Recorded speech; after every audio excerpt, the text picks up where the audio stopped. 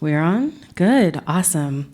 Hi, everybody. My name is Ariel Gray. I am the arts engagement producer at The Artery. The Artery is WBUR's arts and culture vertical. And wow, that's all I can really say about that documentary. Joining me, we've got Jay Paris, we've got Anna Myer, and then we've got Daniel and Destiny. Destiny was in the documentary. And I guess I'll just go ahead and read out your bios if that's okay. Yeah? Jay Paris is a former magazine writer, editor, and author who has been published widely in national and international magazines and book presses. He began working with North American Family Institute in 2000, focusing on developing prevention and early intervention solutions to communities at risk. A longtime proponent of the arts, in 2006, he began working with talented young artists from Boston's housing projects, which led to his partnership with Anna Myer in 2011 to develop mixed-genre stage performances. The resulting Hoop Suite ensemble has successfully toured throughout New England, followed by the In the Paint, which premiered at the Harlem Gatehouse Theater in New York City.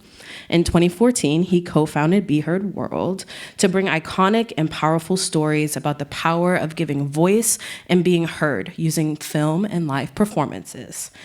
Anna Myer began her dance training in 1962 with Esther Brooks at the Cambridge School of Ballet on a Ford Foundation scholarship. After receiving scholarships from the Joffrey Ballet, the School of American Ballet, and American Ballet Theater, Myer joined the Boston Ballet. She later studied and performed with Anna Rohe. In 1992, Myer founded Anna Myer and Dancers, a modern dance company in Cambridge, Massachusetts. Together, you guys founded beheard.world in 2014, and this project came about a few years afterwards. And Destiny and Daniel, the both of you were involved in the program, right? Can you guys just tell us a little bit about yourselves, what you were doing back then and what you're doing now? So my name is Daniel. I was born in Boston, grew up in Franklin Field. It's in Dorchester. I lived there for the majority of my life. That's where I met Jay Paris. He was doing a lot of prevention work in Franklin Field at a community center. And it was about 11 years ago, I joined one of his programs, and from then it led to the art program, where I kind of figured out I could write some beautiful words and put them together, and it sounded like poetry. And yeah, after that, let's see, graduated high school, went like job to job a while, and right now I'm a program manager with Big Brothers Big Sisters of Eastern Massachusetts, and that's what I'm doing now. Hi, I'm Destiny. I was born and raised in Lennox. I still live in the neighborhood in the South End. I went to Mass Charter High School right up the street. I actually had basketball practices right across the street. I'm currently a sophomore at Johnson & Wales University. I majored in criminal justice, and yeah. Yeah, thank you guys. So for those of you who aren't familiar with Boston topography and landscape, we obviously learned a few statistics about Lenox Street concerning the crime and kind of the income disparity that exists in the area. One of the things that I think is really important to point out is that the Lenox Street projects are literally maybe a 10-minute walk from the Museum of Fine Arts. It's almost literally on Northeastern's campus. So this area that has a really concentrated amount of crime and violence is literally steps away from some of these really iconic cultural institutions here in the city. So what drew you, both Jay and Anna, to working in this particular area of Boston? Well, what happened was, after we had been doing this work in Franklin Field, there was a group of people from City Hall, actually, who said we're having this concentration of problems, and the police were saying it's a hot spot there. Would you be interested in starting to develop some programs as you did in Franklin Field there? And that's really how it got started. But in the case of Lennox, we decided, let's go right in with the arts, you know. And there was some activity there. There's some good work being done by a couple of local people had grown up there and had started a youth program. So it was really just a matter of joining up with them. And for you guys, I'm a Mattapan native, so a neighborhood that also gets a bad rap of being violent and having a lot of crime. But what was it like for the two of you growing up in these areas that have these bad raps, but knowing that there's so much artistic talent that also is within these neighborhoods? What was that like? I'll call Daniel. Let's see. So when I joined, or I started going to the community center, it wasn't for art. It was because there was food there. I could get a job there, and that's what I wanted. And I had a lot of free time. But it was challenging at first going there. Evenings, sun goes down. There's a lot of drive-bys, a lot of stabbings, a lot of arguing. Let's see, I lived there, and a few times I've almost gotten robbed. And so it was a risk just leaving my home to be there. And when I met Anna, she brought this guy named Tu, who was in the video, and they started talking about art, and I was like, well, I'm here now. Let's see what this goes through. But just like all of you in this room, we all have a story. We've all seen the world through the set of eyes you have and have had your own experiences.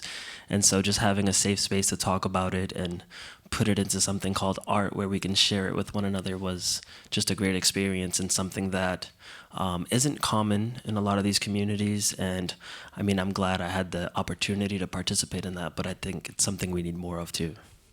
How about you, Destiny? As well as Daniel, I was involved in my community center. It was actually called Camp Vibrant by Brent Henry. And we didn't have any art opportunities, so I was always willing to be a leader in the community. That's always something I've been passionate about. So I was a tutor and a camp counselor, so I worked there for a few years. But when Jay and Anna approached me, and my brother was also in the video, and a few of us neighborhood kids with the arts program, honestly, we didn't take it serious. Like, we completely laughed about it. Like, I don't know if you noticed in the beginning of the video, but as soon as they told us to, like, separate ourselves from our talents, I immediately said I was a dancer. I'm a singer. And so they really, like, helped us find ourselves. Like, it's nothing we ever thought we would do. Like, we were literally dancing in our neighborhood where all this violence is going on. We're literally in the neighborhood where people could judge us, where everybody's doing wrong, and, like, we're actually expressing ourselves through art. It was totally different, and it was an amazing opportunity, and I never see myself doing something like that. And I know all of us haven't seen it. Like, we would have never expected to do that in a million years, so it was amazing. So one of the inserts that was in the documentary, I believe one of the students said, "My identity, I don't know, I want one." Anna, how important is artistic expression for youth and really kind of finding their own outlets and their individuality? Well, I mean, I think for everyone, having a voice is very important. And, you know, I think particularly art has that way of giving people an opportunity to express themselves. And I mean, Daniel, when I first met Daniel, he could barely talk. I mean, he was so shy. And, you know, I shoved a computer in his face and said, "Read this poem." And afterwards, he was like electric. I said, "What did that feel like?" And he just was like, "Wow." He said, "My whole body is shaking." And then he got to perform and say the words that he wanted to say, and he was hooked. And now, you know, last year at the NAFI conference, he was talking in front of 400 people like it was nothing. You know, he's really, you know, it's pretty amazing. You know, Destiny was so shy. You too, same thing. You know, these kids none of them wanted to perform. Not any one of them when we started this thing. And by the end, by the fifth performance, they said, "Well, what are we going to do now?" You know, and they weren't even asking for their paycheck at that point. So, you know, it really, I don't know, there's just something about, I mean, obviously having your own voice, but something about performing in front of people that is life-changing, and to say what you feel, you know.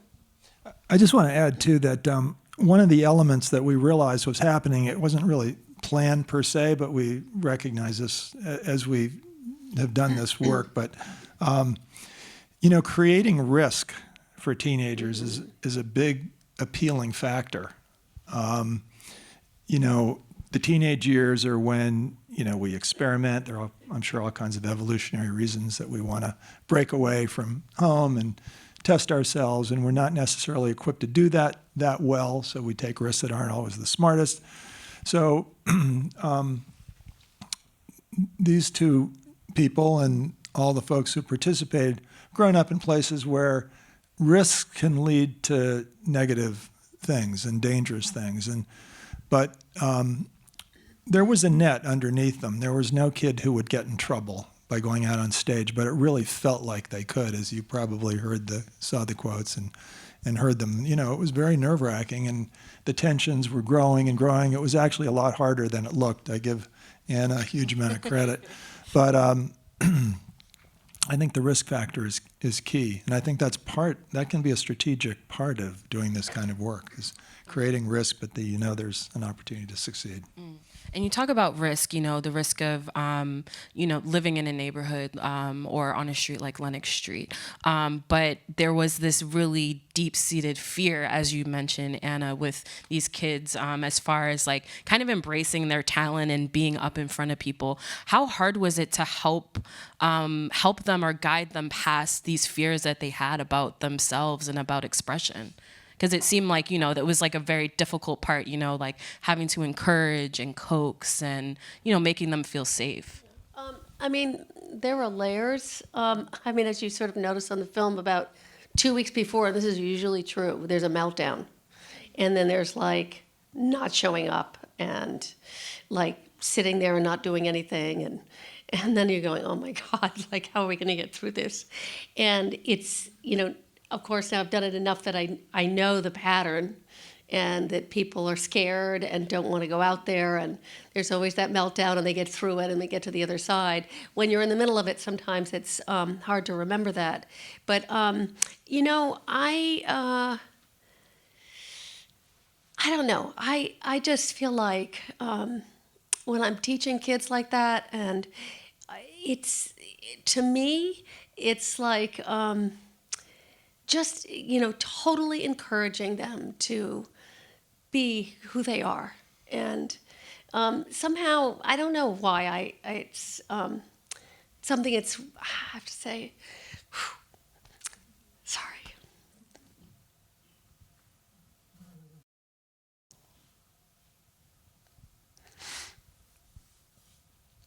Watching that, I went through layers of emotions, sorry. But I think it's just really important that people get a chance to say who they are and what they feel. And we don't have that enough, in our world, and especially for young kids. It's just it's invaluable, and to be acknowledged, to be seen, and anyway, that's why I do it. And so when I'm encouraging them, maybe I'm coming from my own place of just making sure that somebody's behind them, and that we believe in them. And both of them ended up doing such a beautiful job. It's very moving to see people step out of their shell and be able to do that. Sorry about that, you guys. No, it's a very emotional, very emotional. For Destiny and Daniel, what was it like having to overcome those fears and step out of that shell? Let's see. It was tough. Just because I had no idea what I was getting myself into. It was just a safe space. But I was just telling Anna in the green room that I was watching the video the other day, and throughout the video, you see her approaching young people and saying, "You can do this. It's gonna be okay." Throughout that whole video, she's just constantly instilling that faith in them. And as I was watching it, I remember when she would do that to me. I'd be outside rehearsing, frustrated, wanting to leave, and she'd just look at me and go, "It's going to be fine. You're going to be okay." And it just kind of calmed everything down. Now, I don't know if that's really how you felt. I don't know if you kind of knew that the crowd was going to be all right or that I wasn't going to stutter, but it definitely did something in me that made me want to crush it. And so it made the fear kind of go down a bit. I did step out of my comfort zone. Like she said, the first time I read a poem, I remember I could barely read the words on the paper because of how bad my hand was shaking. And so, yeah, it was hard. letting go of that fear. But thankfully, with y'all's support, it's over. And also, Daniel, for a number of years, had been sending Jay poems on text because Jay was encouraging him to keep writing. And so you never said them out loud, but, at least he was sending them somewhere, The first time that happened, he mentioned that he wrote poetry, and I remember it was a winter afternoon. I was standing at my car door, and snow was coming down, and and this little kid had followed me out to my car, and I said, "Well, what's up?" And he didn't really say anything, and then he said, I write poetry. And I said, "Oh yeah? Why don't you send me some sometime?" He said, "What's your number?" And I, not thinking, and literally at about 1:45, ping, ping, ping, like 40 or 50. They were long too. They were They were long. long. They were Love long. long texts. You got better. Was this before full keyboards? Were you like with the 3 letters to a number, texting out this whole long poem? Yeah. And Jay started sending them to me, so I'd be getting them at the nighttime. I still have some that I won't share. What about you, Destiny? So yeah, as far as for me, and I feel like I speak for everybody that was inside of this program with me, it was nerve-wracking. Like I said before, like within our communities is something that we never would have seen. We was actually practicing at my elementary school. Like that's how deep in our community we were. Like we had music classes in those rooms that we were actually dancing and singing. When we first made our song, Johnny figured out the beat by banging on the walls in the hallway. It was crazy. But yeah, it was tough getting out of my comfort zone. I didn't know exactly what I wanted to do to express how I felt. Like I know there was a lot of emotions within that I wanted to express. And thanks to the support of Anna and all of the instructors that was within the program, we would not have been able to do it. Like we needed so much support to get to all the performances. And without that, like, we would have been struggling. Like, they really showed us and, took us places that we never thought we would ever go. Like, our comfort zone was just explored. It was amazing. Yeah. And speaking of support, Jay and Anna, for, the average person who's sitting here in the audience, how do you feel communities and individuals can better support their youth in finding an artistic path to follow? Like, what are some steps that folks can take? Well, if you're involved with young people, I can't emphasize enough how important it is to create opportunities or advocate for opportunities in school settings and after-school settings. It's, I think art is it's a leveling of the playing field. A kid from Wellesley doing rap or spoken word and a kid from Dorchester doing rap and spoken word, can get on the same place, and it can mean just as much to both.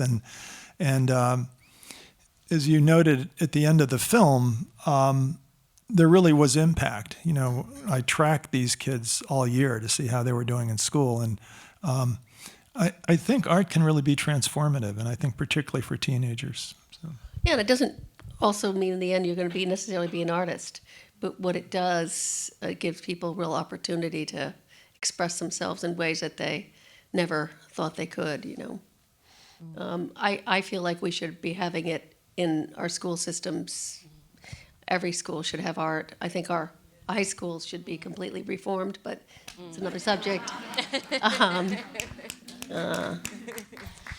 Can I speak on that? So my brother, like I said, he was in the film, and he was J Bell, right? J Bell, yeah, and he was speaking on the impacts that this program actually had on him. And let me just tell you all, like, he was a very, very troublesome student. Like he said, he always got suspended. He was always getting kicked out. Sometimes he didn't even go to school. Like, I feel like if this program was, embedded into school systems, it would definitely make an impact. Like, for him, he definitely made a change. Like, I feel like after the program, he was so relieved. Like, there was so much anger and emotions that he was actually finally able to let out. And it definitely made an impact on his life. So I could agree with that for all of us. Yeah, at the beginning it said, throughout all of the students in the program, there were 39 major infractions, and that when you guys had followed up with them, they were down to none. Yeah. How did that feel? Well, to me, I was just thrilled. I was thrilled for the young people, but to me, it just emphasized what I always had suspected, that in finding yourself, when you can find your voice and really use it, and then be acknowledged for it, magic can happen. And I think that's true it's true for art and identity, but I think it's also true for a lot of things. I think it's true for issues of race. I think it's true for issues of gender. And so, I think it's really significant. Hey, just by the way, are V and Wally in the audience? You're here? Is that V? Oh. All right, V. All right. V, at some point, might want to say a few things to it. Just also, too, some of the people that were teachers in this had been young poets that had started in my performing arts group 7 years before. So they had grown up. They'd started as teenagers. So then they were teaching. So it's sort of, and then full circle. And so some of that's sort of still happening, but, So what's next after Lenox Street? Oh my God. Well, we've got a project. So I'm just finishing a film now. I followed a group of African American kids in Kansas City who live in the most violent, really one of the most violent neighborhoods in America.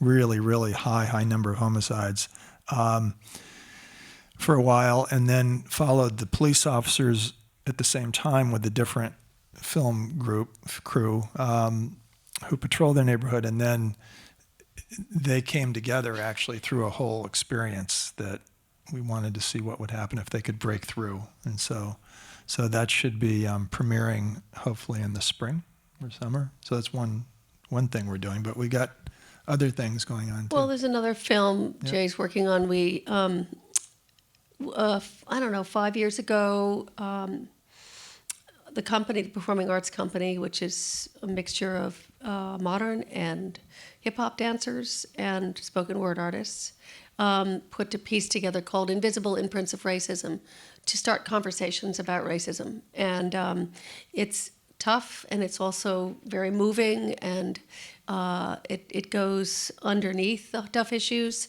and actually gets people talking. And we have been performing that in Boston, but we took it up the Great Migration Trail from Jackson, Mississippi, to Memphis, to St. Louis, to Milwaukee, to Chicago, last summer, a year and a half ago. And during that, Jay brought some shooters to film the experience, but also interviewing people along the way who had been part of the civil rights movement, they're now in their 70s and 80s, and got their stories, and people who migrated and their stories. So that's a documentary film being made out of that, that's woven in with dance and the experience that some of the company went through during that. And, there's some other projects that we're doing. That's another one that's quite involved, but it has to do with the city of Boston and making change and conversation, which will be 2021 spring. What about the new piece, Watermark? And we have this piece that it needs work, but it's a work in progress. We performed it in Cambridge last summer because it was funded by the Cambridge Arts Council, but it's a piece that mixes different art forms, Bach and rap, and of course hip hop and modern, and music that's morphed from Bach to hip hop, and what happens when you mix people together and different art forms, that you get something that's really beautiful and celebratory. And so that's the opposite of invisible, that this is what life can look like. So that's another project. Wow, a lot of exciting things coming up. A lot. Now I think we're going to open it up to some questions from the audience. We've got Alex over here with the microphone. So if you want to ask a question, please raise your hand and he could come around. No questions, really? Oh, here we go, right in the front. Can you tell us how you get funded? Well, We spent a lot of time writing grants, and he's a great writer, and I make budgets and ideas, and we collaborate together. We have a fall fund drive every year. We have a website, which is beheard.world, and people could donate anytime. Funding is always an issue, and but we've managed, so far. GoFundMe campaign. And we have a GoFundMe campaign going on right now, and actually it's created just to, all the money is going straight directly to the artists this year to help support them more. They get paid small amounts for rehearsal and performances, they get paid more money, but we're trying to change that and enlarge their, rehearsal payment. So without them, this work wouldn't be happening. So donate, you guys. Donate. Donate. Hey, V, would you come up on Come stage? down. Do you mind? Just so you can take questions too. You'll recognize him from the film. This is V. Hey, V.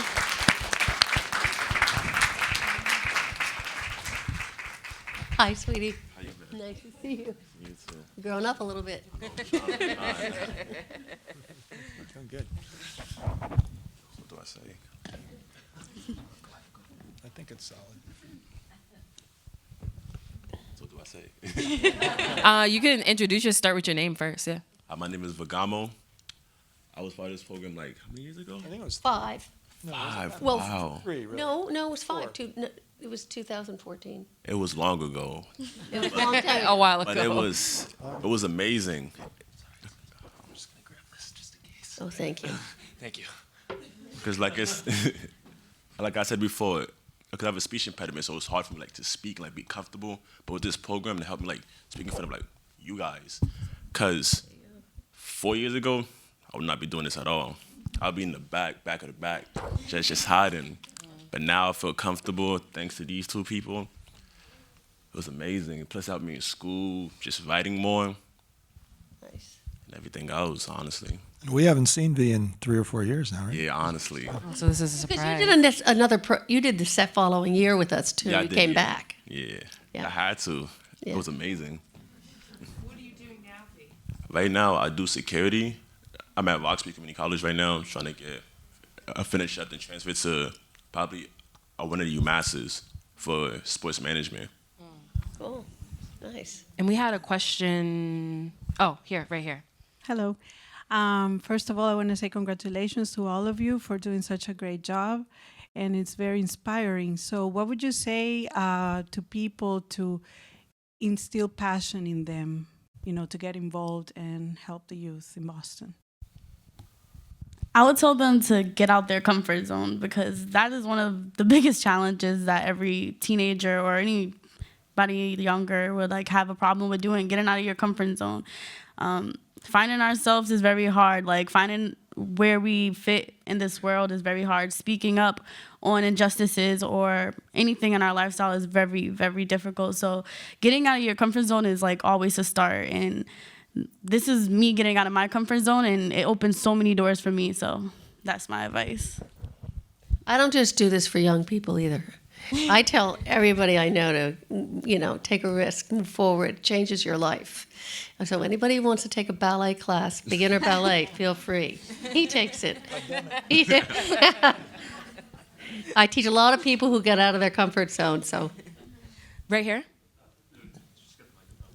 Hi, Mary. Thank you so much for your incredible work and your dedication to the youth of Boston, and to opening your heart and to your belief in humanity. I'm curious what drew you to do the work that you do, and what gave you guys the commitment to show up every day. Do you want to? You go, V. I mean, first it was paying us. That was the first thing. money. Yeah, that was the first thing, honestly. Then, after like the first week, I enjoyed it. I was with all my friends from the neighborhood. We was just joking around, just having fun. Yeah.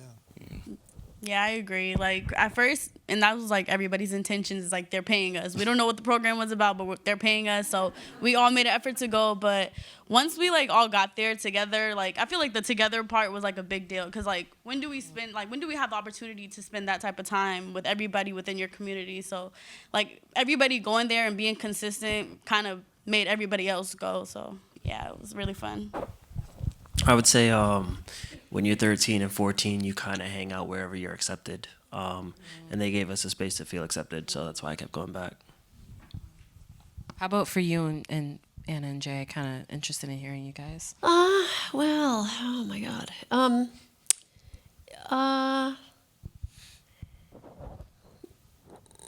You know, I guess I felt like as a kid growing up, I didn't get seen and heard a lot. And to be honest, my childhood was not a great one. So I feel like if I could give that to other people and encourage other people to step out. And I'm also a Libra, so I like everybody to be happy. I love Libras. Libras are the best. And, you know, I don't know. I just, when I was a little kid, my two heroes were Joan of Arc and Martin Luther King. I don't know why, and I was a dancer. So somehow all those mixed together, you know, I grew up in the 60s and 70s. My high school closed down for racial riots in Cambridge. And, you know, I just believe in passion and change, and that everybody should have a voice and grow and change, because I've had that opportunity myself. I'm a middle child. I think that's my Me excuse. No, you know, I had an exceptionally good upbringing. I was privileged in every possible way. Great parents, and you know, part of a big family, 5 of us, and but somehow I think the message was clear to all of 5 of us, really, that my siblings and myself, that giving back. I mean, if you have something and someone else doesn't, it just doesn't really work in the end. It works for a while, but it doesn't work in the end. And so that's always been part of my thinking and operating. And then, you know, I love storytelling. I was a photojournalist, and then a magazine writer, and then an editor, and then that's led me to documentary films. And you know, if you have that creative bug in you, it's just, you can't really get rid of it. So you just got to accommodate it. So I think it's bringing all that His mother together. also, and Jay also, both are great listeners. And you know, you could sit with his mother and forever and talk, and she would listen. And Jay has that, and so you know, that lends to sort of filmmaking and taking people's stories and recreating them. And No, there's just, since you're being so nice to me, I should just also mention that after we were introduced and started working together, we fell in love, and then we got married. So there's another whole dimension to this story. Got us in a lot of trouble. Who has the As somebody else who works with young folks, it's kind of a 2-part question. So I heard somebody in the film mention that coming to Be Heard was a safe space. So first of all, what made it a safe space? And then what advice would you have to me and others that work with young folks in welcoming young folks into our safe space? Or how do I put this? What qualities should I have when I'm going to work with young folks? Like what did Ann and Jay have that really drew you in besides the money, the paycheck? I'll definitely bring it back to that support concept. So having all the instructors as mentors, not as instructors, they all felt like mentors and leaders to us. That support really made it feel like a safe space. Like they all understood us. They were all on the same level. They never acted like they were better. And they just made us feel very, very comfortable. Like getting out of our comfort zone, back to that. So having that support from adults that weren't even in our situation, like they came from, like they're not from our community. So having people interested in your life, that was also a big factor. Like getting that spotlight, like we never thought we would be seen. Like that made it a really safe space, like and very comfortable. Like we never had, like a lot of us, like based off of where we come from, we don't have role models. We don't have anybody to let us know about the arts. So just being like open-minded to new things, like was definitely a huge one. So that support. I knew if I was with Jay and Anna and there was a shooting, I wasn't gonna get shot. So that's another definition of a safe space. I felt safe around them. Jay, you kind of stood out in the hood. I'm not gonna lie. So if I was next to you, I knew I was safe for sure. But also, so I work in a high school, and I think just like whatever trust I gain, at least 50% of that is my consistency. So just being consistent with young people has like a huge impact. But also just understanding and meeting them where they're at. Don't be so quick to like just shove something down their throat. Just like explore them and let them explore themselves, because that's what they did with us. I agree with everything they said. Plus, I've let us like have fun, but not too much fun to an extent. Like they were like, we just like not do the work at all. They were sturdy, which helped a lot because without any, what's the word, direction, you're not gonna do nothing, not gonna go nowhere. So that was very helpful for me. Oh, there were definitely some tough moments, I have to tell you. But yeah,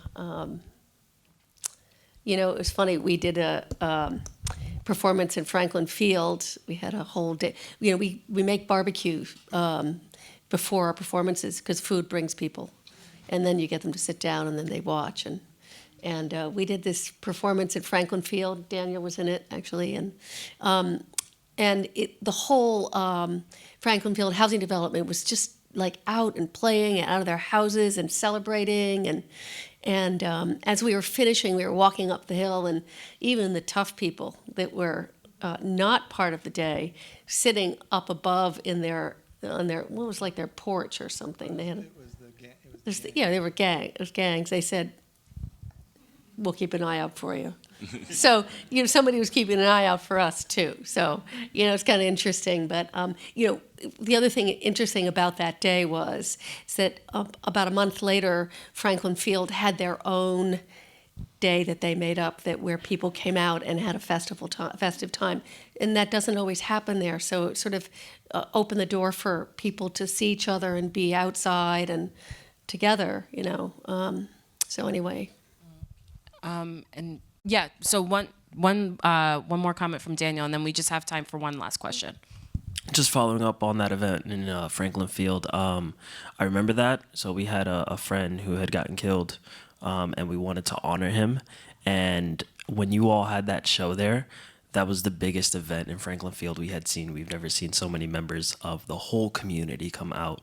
And then when he passed away, we were like, well, we can do this too. So it kind of gave us hope. And we brought his mom out. We had a basketball tournament, had the trophies, the jerseys, and at the end we just gave it to his mom. Nice. So yeah. Nice. Thank you. Hello. Oh, yeah, go ahead. I'm the last one. I represent children with special needs, and I want to know if you do any outreach to kids that are a bit different. I mean, do you typically go out there and look for kids? You know, we have not at this point. And, you know, some of the work we do is like per project basis, so it's not always consistent. Like we have lots of different projects going on. So it's like this project that we're going to do in 2021. We want to involve young people, and recently we've been doing sort of less of that because we've been doing some touring and stuff. So it varies. But I mean, I'd have to say that wouldn't be, you know, out of the question to do something like that. There's all different kinds of things that I think come into what we do. And I was even just going to say that for people who, the orchestra, these musicians that play, these guys play for the Boston Symphony. And they say, and I'm thinking, they're not going to want to play on a basketball court. And they were like, oh, you kidding? Like, this is like great. Such a relief not to be in the Boston Symphony. Like that we could be out in the street, sirens going on. So there's all kinds of mixtures of things that we do and people that we connect with. And so, you could stay connected to us and talk to us about that. And I just want to add that, special needs is such a broad thing, but, we've seen kids who, might be considered special needs in school, but, have perfect pitch, or suddenly, they're rapping, remembering stuff way beyond what I could remember, or I've had kids pick up a camera and, they're just seeing amazing things, and it's clear they've got a vision and a way of connecting. And so I'm loath to ever eliminate anybody. If the will is there, there's lots to explore, especially in the arts, especially.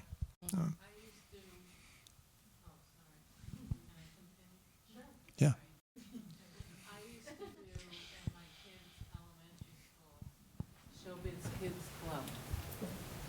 I went around the whole school and I told all the kids, anyone who wanted to be there could be there. And I ended up with 30 kids, no parental help, but I ended up with 30 kids that wanted to do things on the stage. We did a 1950s, 60s review, Cool. I found my thrill. And the kids made all the props, and it was so much fun. Nice. And a lot of the kids had disabilities, including I have a daughter with cerebral palsy. She was on stage, and the kids had a great time. Yeah. So I'm looking for the kids that I work with. I'm looking for something that asks them to come, because they're not the kind of kids, some of them, that will just come out and do. Yeah. So I'm looking for programs that the kids are invited to, or even, anyone can come on the poster or whatever it is. That's what I mean. That's very admirable. Good work. All right, that concludes our time today. I want to give a big shout out to Daniel, Destiny, V, Jay, and Anna for joining us tonight. If we can just give them another round of applause.